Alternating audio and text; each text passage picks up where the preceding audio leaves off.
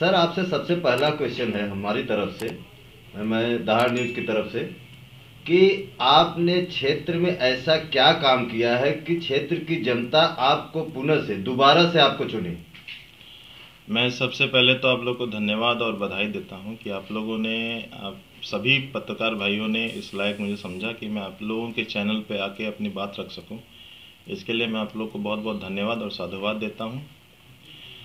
आपने क्वेश्चन बहुत ही अच्छा पूछा और मैं इसमें बता देता हूं कि पिछले 70 सालों में, जब से भारत आज़ाद हुआ है, तब से आज तक मडियाहू विधानसभा में वो नहीं, जो नहीं हुआ था वो हम लोगों ने करके दिखाया है। जो कि माननीय विधायक जी के उसमें घोषणा पत्र में ये था कि हम लोग सीरिया पुल का निर्माण कार्य कराएंगे।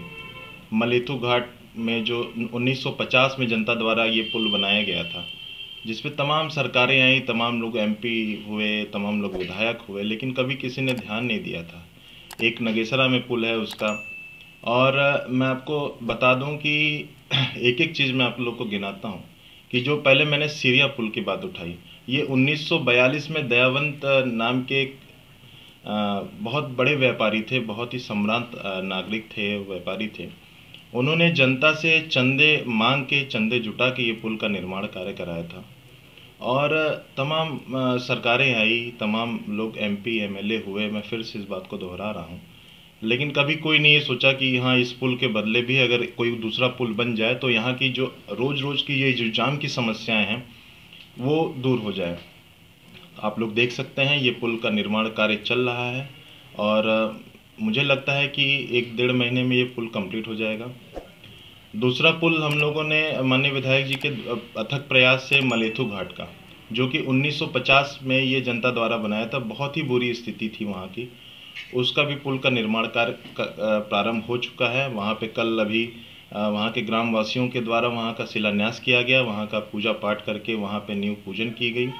और तीसरा नगेसरा घाट, नगेसरा घाट में 2003 में ये जब उस टाइम के जो भी एमएलए रहे होंगे तो उन्होंने स्वीकृत कराया था, तो उसमें कुछ अधिकारियों की बदमाशियों की वजह से वो पुल आधे में ही लटक गया था, उसका सब पैसा वैसा वापस चला गया था। लेकिन उसको फिर से हम माननीय विधायक जी ने प्रयास करके उसको 8 करोड़ 71 लाख रुपए का वो पुल बनने जा रहा है। उसका गांव वालों ने उसका शिलान्यास किया है और वहाँ के लोगों ने भूमि पूजन करके काम शुरू कराया है। तीसरा काम मैं आपको बता दूं कि हमारा विधानसभा क्षेत्र मडियाहू बहुत बड़ी तहसील है और यहाँ पे अगर कभी भी गर्मियों की सीज़न में अक्सर आग लगने की संभावनाएं होती हैं और आग लग भी जाती है। तो जब तक फायर स्टेशन की गाड़ियाँ आती थी, दमकल आता था यहाँ पे बुझाने के लिए आग को, तब तक कई बिगहे गेहूं की आग फसल एकदम आग में विलीन हो जाती थी। तो इसके लिए एक रायपुर जमालापुर में एक फायर स्टेशन का निर्माण कार्य करा दिया गया है, आप लोग देख सकते हैं उसको। अब क्या रहेगा कि मडियाहू तहसील में आसपास की कहीं भी, अगर भगवान न करे ऐसा हो, अगर कहीं आग लगती है तो 5 से 7 मिनट के अंदर वो गाड़ियाँ पहुँच जाएंगी। ये काम हो गया। तीसरा काम चौथा काम जो है वो रामपुर नगर पंचायत की बात मैं करता हूँ। रामपुर इतना बड़ा मार्केट था, बहुत बड़ा मार्केट है, बहुत विकसित मार्केट है, लेकिन कभी कोई एमएलए एमपी नहीं चाहा कि उसको भी नगर पंचायत का दर्जा दिलाया जाए और वहाँ के ग्रामवासियों को अब नगर वासी कहलाया जाए, ये किसी ने नहीं सोचा। माननीय विधायक जी के अथक प्रयास से वहाँ नगर पंचायत का कार्य भी शुरू हो गया है, नगर पंचायत का दर्जा भी प्राप्त हो चुका है उसको, और अब वहाँ के लोग ग्रामवासी नहीं, वहाँ के लोग नगरवासी हो गए हैं। मैं आपको बता दूं कि एक हॉस्पिटल का भी निर्माण कार्य माननीय विधायक जी द्वारा कराया जा रहा है, जो कि आशापुर में बन के तैयार हो गया है। संडे को वहाँ के ग्रामवासियों के द्वारा उसका शिलान्यास किया जाएगा, क्योंकि आचार संहिता लगी है तो माननीय विधायक जी नहीं पहुँच पाएंगी, लेकिन ग्रामवासी कर सकते हैं क्योंकि उन्हीं के पैसे से उन्हीं के लिए बन रहा है वो। तो वहाँ पे मैं आपको बता दूं, आशापुर, कटौना, महमदपुर, तिवारीपुर और दुबेपुर, नरहरपुर, इतने गांव पड़ते हैं। जब वहाँ पे अगर किसी की रात बिरात किसी को कोई कुछ काट वाट लेता था, कोई कीड़ा मकोड़ा काट लेता था या किसी की तबीयत ज़्यादा ख़राब हो जाती थी, तो वहाँ से रामपुर के आने के लगभग 10 किलोमीटर लगते थे। तो जिसे आने में काफ़ी ज़्यादा उन लोगों को परेशानियों का सामना करना पड़ता था। तो वहाँ पे हॉस्पिटल का निर्माण कार्य हो जाने से वहाँ की जनता बहुत ही प्रसन्न है और वहाँ की जनता को बहुत ही अच्छी सुविधाएं मिल चुकी हैं अस्पताल बनने से। इसके बाद मैं आपको बता दूं कि विधायक जी का एक ड्रीम प्रोजेक्ट था सेऊर बरम बाबा पे स्थित वहाँ पे विवाह भवन बनाने का। हर माँ बाप की इच्छा होती है कि हम अपने लड़के लड़कियाँ की शादी मैरिज हॉल में करें, भव्य तरीके से करें, अच्छे तरीके से करें, ताकि जो भी घराती बाराती आए वो सोचे कि हाँ हाँ इसने अपने लड़के लड़कियों की शादी की है। लेकिन आजकल आप तो जान ही रहे हैं कि मैरिज हॉल इतने महंगे हो गए हैं कि आजकल के समय में सब कोई अफोर्ड नहीं कर सकता है। तो इसके लिए विधायक जी ने वहाँ पे निर्माण कार्य कराया है ताकि इंसान अपना रजिस्ट्रेशन करा के अपने लड़के लड़कियों की शादी फ्री में करा सकता है और कुछ भी उसको नहीं करना पड़ेगा। तो और ऐसे ऐसे लगभग मैं आपको बता दूं 283 मजरों में विद्युतीकरण कराए गए हैं। मुझे बहुत अच्छी तरीके से याद है कि चुनाव जीतने के बाद हम लोग एक शादी विवाह में गए थे फिरोजपुर, मणिपुर ग्राम सभा में एक फिरोजपुर ग्राम सभा पड़ता है। तो वहाँ के लोगों ने कहा कि भाई साहब आज हम लोग भारत को आज़ाद हुए इतना साल हो गया, लेकिन आज तक हम लोग ये नहीं जानते हैं कि बिजली होती कैसी है।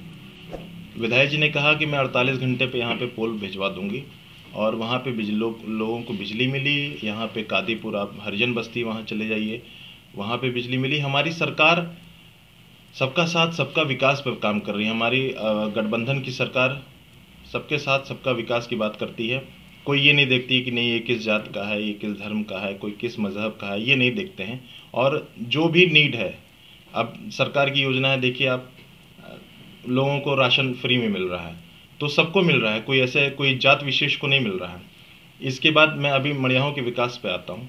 इसके बाद तमाम ऐसी सड़कें थी जो कि 40-40 साल से कभी नहीं बनाई गई थी।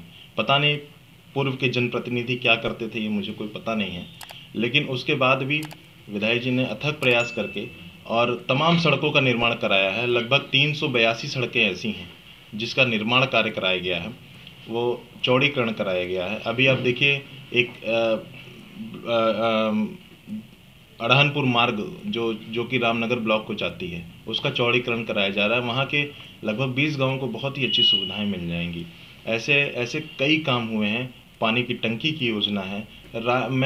हमारे विधानसभा में एक जगह है राजापुर भोड़ा, वहाँ पे राजापुर सिकरौर, वहाँ पे लोग गड्ढा खोद के पानी जो लखधरपुर से पाइपलाइन गई थी, वो टिप टिप पानी गिरता था, तो उस गड्ढे से लोग पानी निकाल के उसको पीते थे। विधायक जी के आवास पे लगभग 2-3 ट्रैक्टर भर के लोग आए थे कि हम लोग पानी ऐसे पीते हैं। तो वहाँ पे 4.5 करोड़ रुपए की पानी की टंकी बन गई थी। पाइपलाइन सबके यहाँ हर घर तक पहुँच चुका था, लेकिन बोरिंग भ्रष्ट हो जाने के नाते वहाँ वो पानी की टंकी चालू नहीं हो पाई थी। तो विधायक जी ने हमको स्वयं भेजा, वहाँ पे सारे जेई अधिकारियों को भेजा। तो पता चला कि वहाँ पानी जो है 350 फीट बोरिंग करने पे खारा पानी आ रहा था। विधायक जी ने अपने निजी पैसे से वहाँ पे 3 हार्स पावर का एक समरसेबल लगवाया और उस पाइपलाइन से जुड़वाया और 45 फीट पे पानी मिल गया। तो उस पाइपलाइन से सबको पानी पहुँचने लगा। वहाँ के लोग बहुत खुश हैं। और कभी हमेशा विधायक जी ने सबका सम्मान किया है, कभी किसी के ऊपर गलत मुकदमे नहीं लगवाए, कभी किसी के लिए कभी कोई ऐसा कोई दबाव नहीं डाला गया कि कभी किसी को हर्ट हुआ हो। वो विधायक जी के आवास पे जो भी आया उसका सम्मान किया गया है। ये हमारा विकास कार्य रहा है। सर, एक सवाल ये बनता है कि आपने अभी तक जितने विकास कार्य बताए हैं, ज़्यादातर विकास कार्य रामनगर ब्लॉक और मड़ियाहू ब्लॉक के अंतर्गत आते हैं, रामपुर ब्लॉक के अंतर्गत आते हैं। मड़ियाहू ब्लॉक क्यों उपेक्षित है? मड़ियाहू ब्लॉक उपेक्षित नहीं है। मैं आपको बता दूं, मड़ियाहू ब्लॉक में ही एक हमारा हॉस्पिटल पड़ता है, वहाँ पे ऑक्सीजन प्लांट लगवाया गया है, जो कि इस समय की बहुत ही ज़रूरत है लोगों को। आप कोरोना के माध्यम देखिए, कोरोना में पिछली बार कितने लोग की डेथ ऑक्सीजन से हुई, जैसा कि कहना है लोगों का। तो अब वो ऑक्सीजन प्लांट जो मड़ियाहू में हॉस्पिटल में लगाया गया है, उससे अब मड़ियाहू विधानसभा को कोई ऑक्सीजन के लिए नहीं परेशान होगा। और मैं आपको बता दूं, जोगापुर में मड़ियाहू से नगर पंचायत से सटा हुआ एक ग्राम सभा है जोगापुर, वहाँ पे बस अड्डे के निर्माण के लिए हम लोगों ने ज़मीन चयन कर लिया है और वो कैबिनेट स्तर में पहुँच भी चुका है। एसडीएम ने सारी रिपोर्ट लगा के दे भी दी है। बस वहाँ पे रास्ते का मामला जो फंसा हुआ है, जो कि ग्रामीणों के साथ ही मिलजुल के बैठ के बातचीत करके होगा। मामला ये है वहाँ पे कि हमको बस एक आने के लिए, एक जाने के लिए 20 फीट का सड़क चाहिए। वो वहाँ पे नक्शे में 12 फीट का है। तो उसमें आम जनता से, वहाँ के स्थानीय लोगों से बात हो रही है, काश्तकारों से बात हो रही है। वो जल्दी उसका निर्णय निकल जाएगा और वहाँ पे बस स्टैंड, बहुत ही भव्य बस स्टैंड वहाँ पे स्वीकृत हो जाएगा।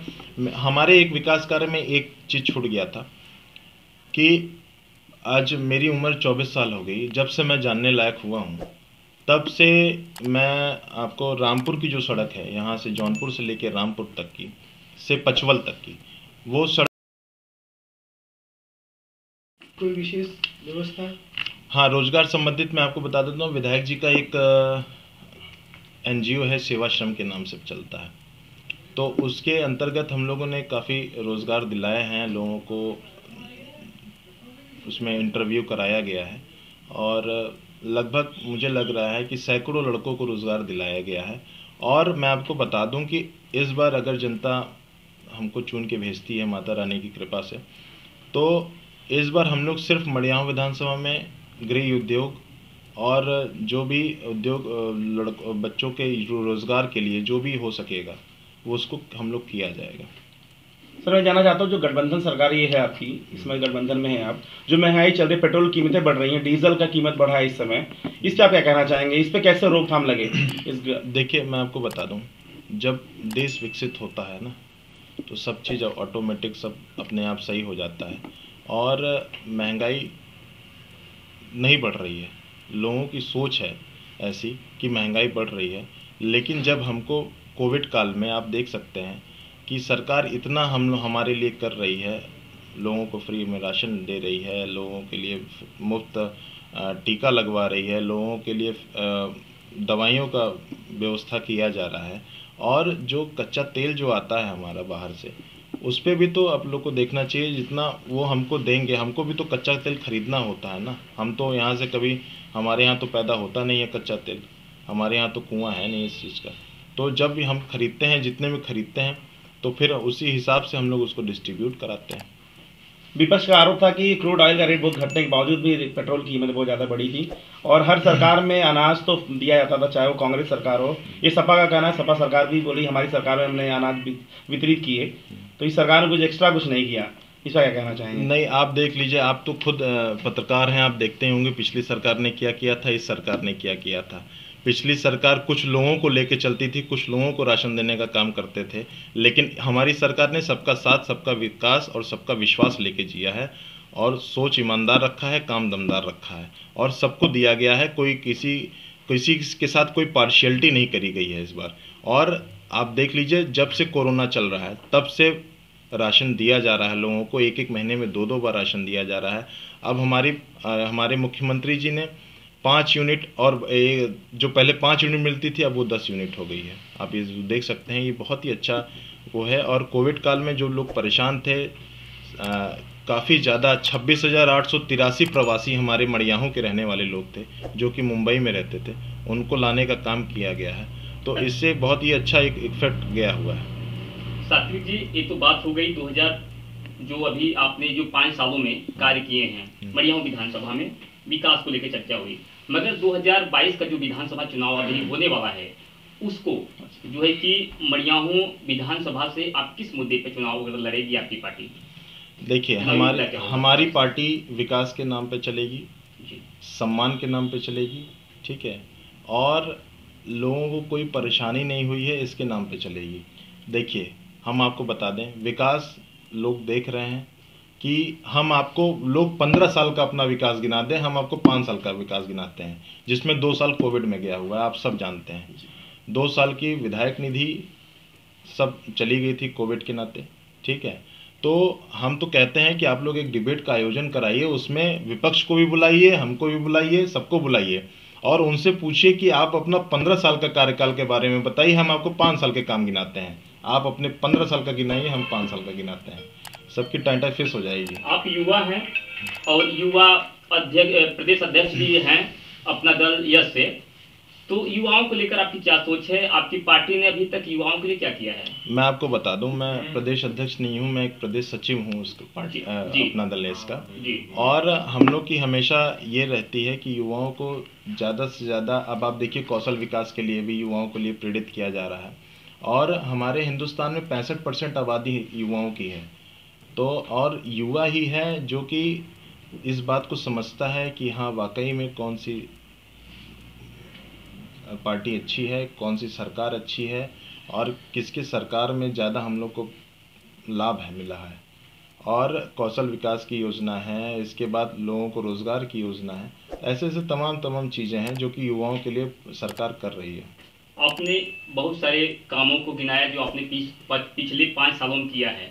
अगर सरकार फिर बनती है और विधानसभा मड़ियाहू फिर आपके खाते में होता है, तो कौन कौन सी ऐसी चीजें रह गई हैं अभी जो आप उसे करना चाहेंगे? देखिए मैं आपको बता दूं, मैंने अभी ये बताया कि मड़ियाहू का इंफ्रास्ट्रक्चर तैयार हो चुका है, ठीक है।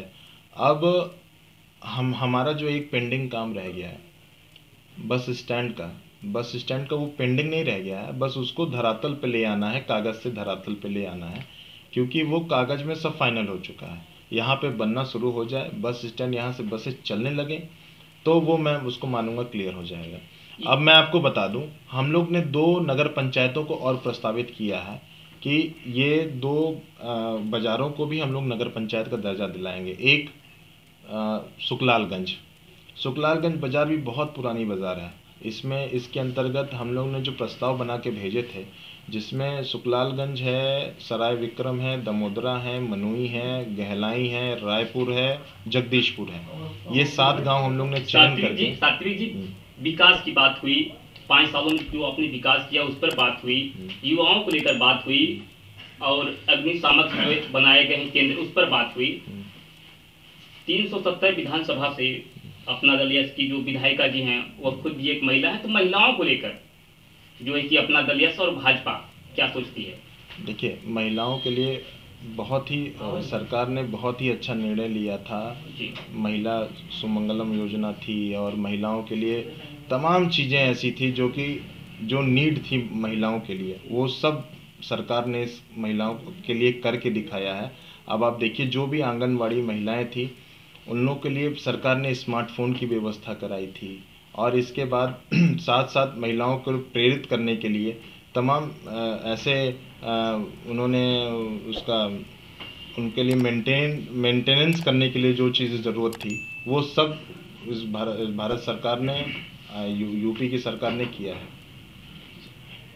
चलिए बहुत बहुत धन्यवाद समझने के लिए। बहुत बहुत धन्यवाद सर।